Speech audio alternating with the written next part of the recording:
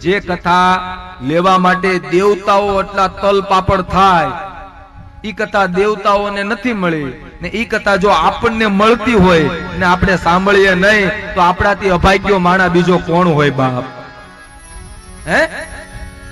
જે કથા દેવતાઓને દુર્લભ છે, પણ જો તમને એમ થશે કે સુખદેવજી મહારાજે દેવતાઓને કાઢી મૂક્યા, આ વાત તમારા ગળે કદાચ આપણે આયા કથા કરીએ છીએ,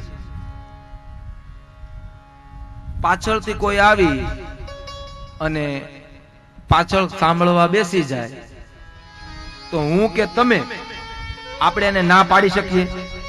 એ મારી માતાઓ ના પાડી શકીએ? વડીલો ના પાડી શકીએ? આપણે ન પાડી શકીએ. દેવતાઓ કથા સાંભળવા આવ્યા તો શાંતિથી સુખદેવની સભામાં બધા ઋષિઓ હતા, ઈ સભામાં દેવતાઓ બેસી ગયા હોત તો એને કથા ન મળત ને. પણ દેવતાઓ સોદો કરવા આવ્યા હતા કે અમને કથા આપો ને અમે તમને સ્વર્ગનું અમૃત આપીએ. દેવતાઓનું એવું હતું, આપણી કહેવત છે ને કે તારું મારું હૈયારું, મારું મારા.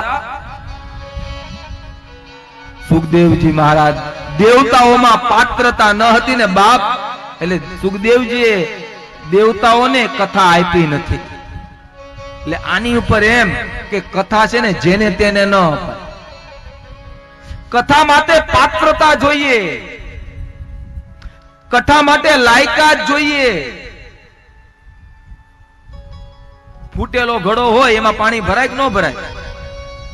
હે બાપ, ફૂટેલા ઘડામાં તમે ગમે એટલું પાણી ભરો એનો કોઈ મતલબ નથી બાપ.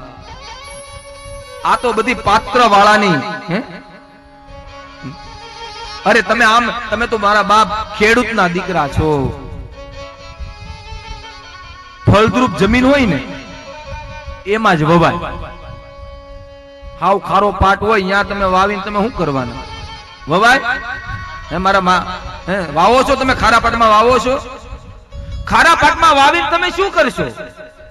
વવાય ક્યાં? જે જમીનની પાત્રતા છે. પણ એ આપણા ગામડાની અભણ ગંગા સતી સમજે, પણ એ આપણે નથી સમજતા. આપણા ગામડાની ગંગા સતી પોતાના પુત્ર વધુ પાનબાઈ ને કહે કે હે પાનબાઈ સાંભળ, જ્યાં પાત્રતા હોય ને ત્યાં પીરસાય, કુપાત્રની આગળ વસ્તુ ન હોવાય. જેનામાં ઠાંસીને અજ્ઞાન ભર્યું છે એને જ્ઞાન આપીને તમે શું કરવાના?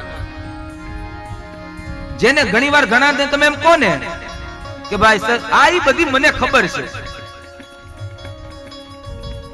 એની આગળ તમે જ્ઞાન આપીને તમે એને શું કરવાના? ગમે એટલો સત્તાવાળો હોય ને બાપ, પણ એનામાં પાત્રતા ન હોય તો એને કથા મળે